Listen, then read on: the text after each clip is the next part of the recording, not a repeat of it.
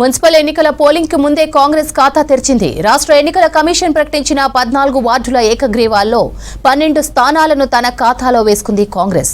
BRS party 2 వార్డులను ఏకగ్రీవం చేసుకుంది. సూర్యాపేట జిల్లా కోదాడ మున్సిపాలిటీలో 3 వార్డుల్లో కాంగ్రెస్ అభ్యర్థులు ఏకగ్రీవంగా గెలిచారు. వికారాబాద్ మున్సిపాలిటీలో ఏకగ్రీవంగా గెలిచిన బీఆర్ఎస్ అభ్యర్థి కాంగ్రెస్ లో చేరినట్లు తెలుస్తోంది. కోదాడ 11వ వార్డు ఏకగ్రీవంపై ప్రజలు ఆందోళన చేశారు.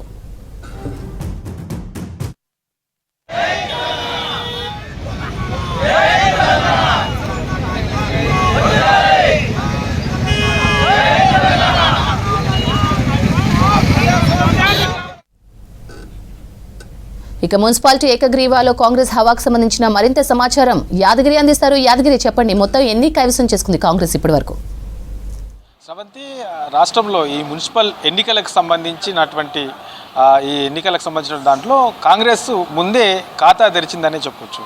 ఇక నిన్నటి వరకు మనకు ఇందులో ఏదైతే ఏకగ్రీవం అయ్యో మొత్తం 116 మున్సిపాలిటీలు, తర్వాత 7 మున్సిపల్ కార్పొరేషన్లకు సంబంధించినటువంటి షెడ్యూల్ విడుదలైంది. అయితే ఇందులో ఈ మున్సిపాలిటీలకు సంబంధించిన దాంట్లో మనం చూస్తే మొత్తం రాష్ట్ర వ్యాప్తంగా కూడా 14 ఏకగ్రీవం అయ్యాయి. ఈ 14లో కూడా అత్యధికంగా కాంగ్రెస్ పార్టీ ఈ ఏకగ్రీవాలను సొంతం చేసుకున్నది.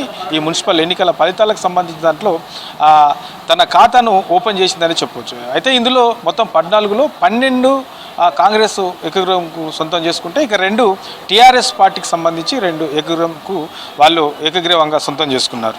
అయితే మనకు ఇందులో అత్యధికంగా ఈ ఏకగ్రీవమైన దాంట్లో ఎక్కువగా కాంగ్రెస్కే ఉన్నాయి. అందులో 14కు 12 కాంగ్రెస్కు ఉంటే ఇందులో 3 ఏకగ్రీవంగా సూర్యాపేట జిల్లాలో 3 ఏకగ్రీవమయ్యి అవి కూడా కాంగ్రెస్కి సంబంధించినటువంటి వార్డులే ఏకగ్రీవంగా అయ్యాయి. ఇక యాదాద్రి భువనగిరి జిల్లాలో మనకు 2 ఏకగ్రీవంగా ఫలితాలు సాధించారు. తర్వాత వికారాబాద్ జిల్లాలో కాంగ్రెస్కు 1, తర్వాత బీఆర్ఎస్కు 1 ఏకగ్రీవమయ్యాయి. తర్వాత మహబూబాబాద్, తర్వాత మెదకు, పెద్దపల్లి జిల్లాలో కూడా కాంగ్రెస్ ఆధిక్యంలో ఇక్కడ కూడా ఏకగ్రీవం ఎక్కువగా చేసుకున్నాయి.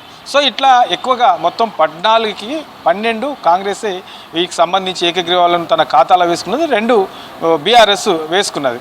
సో ఇక మరోపక్క రాష్ట్ర ఎన్నికల సంఘం కూడా ఈ ఎన్నికల నిర్వహణకు సంబంధించినటువంటి ఏర్పాట్లను కూడా ఇప్పటికీ ఆల్రెడీ చేసింది. ఎక్కడ కూడా చిన్నపాటి సమస్య రాకుండా ఎప్పటికప్పుడు అబ్జర్వర్లతో, తర్వాత ప్రత్యేకంగా నియమించినటువంటి ఎన్నికల సిబ్బందితో ప్రత్యేకంగా నిఘా పెట్టారు. తర్వాత ఎక్కడ కూడా చిన్నపాటి సమస్యలు క్రియేట్ కాకుండా చాలా ప్రశాంతమైనటువంటి వాతావరణంలో ఎన్నికలు నిర్వహించే విధంగా ఏర్పాట్లు అయితే చేస్తూ ఉన్నారు.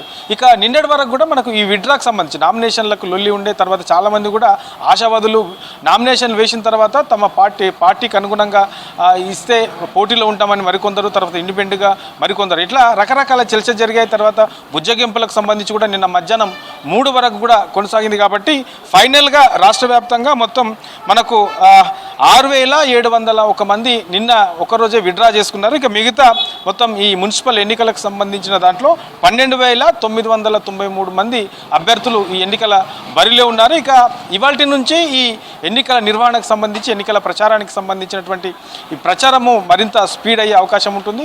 ఆల్రెడీ సీఎం షెడ్యూల్ కూడా ఇవాల్టి నుంచి ఈ నెల 8 వరకు కూడా సీఎం షెడ్యూల్ ప్రకటించారు. ఉమ్మడి జిల్లాల వారీగా సీఎం రేవంత్ రెడ్డి పలు అభివృద్ధి కార్యక్రమాలకు శంకుస్థాపనలు చేయడంతో పాటు అక్కడ ఏర్పాటు చేసే బహిరంగ సభలో కూడా సీఎం రేవంత్ రెడ్డి పాల్గొంటారు. అది ఈ నెల 8 వరకు కొనసాగనున్నది. ఇక మరోపక్క మంత్రులు ఏదైతే ఇప్పటికే పార్లమెంటు నియోజకవర్గాల వారికి కూడా మంత్రులను ఈ ఎన్నికల నిర్వహణకు సంబంధించి, ఎన్నికల ప్రచారానికి సంబంధించినటువంటి దానికి ఇన్ఛార్జిగా నియమించారు. కాబట్టి మంత్రులు కూడా ఆయా ఎక్కడెక్కడైతే ఇన్ఛార్జిగా నియమించారో ఆ పార్లమెంటు నియోజకవర్గాల వారికి కూడా ఈ ప్రచారంలో బిజీ అయ్యారు. 11న ఈ ఎన్నికలు జరుగుతాయి కాబట్టి 13న కౌంటింగ్ ఉంటుంది. తర్వాత 16న మనకు ఈ మేయరు, తర్వాత డిప్యూటీ మేయరు, తర్వాత ఈ ఏదైతే చైర్పర్సన్కి సంబంధించినటువంటి ఏదైతే ఎంపిక ఉంటుందో దానికి సంబంధించినటువంటి ఏర్పాట్లు కూడా మరోపక్క రాష్ట్ర ఎన్నికల సంఘం ఇప్పటికే దానికి సంబంధించినటువంటి షెడ్యూల్ కూడా ప్రకటించింది. ఇటు 11న జరిగే ఎన్నికల నిర్వహణ, తర్వాత 16న ఈ మేయరు, డిప్యూటీ మేయరు, తర్వాత ఏదైతే చైర్పర్సన్స్ ఉంటారో దీనికి సంబంధించినటువంటి ఎంపికకు సంబంధించినటువంటి ఏర్పాట్లన్నీ కూడా దాదాపుగా రాష్ట్ర ఎన్నికల సంఘం పూర్తి చేసిందనే చెప్పొచ్చు.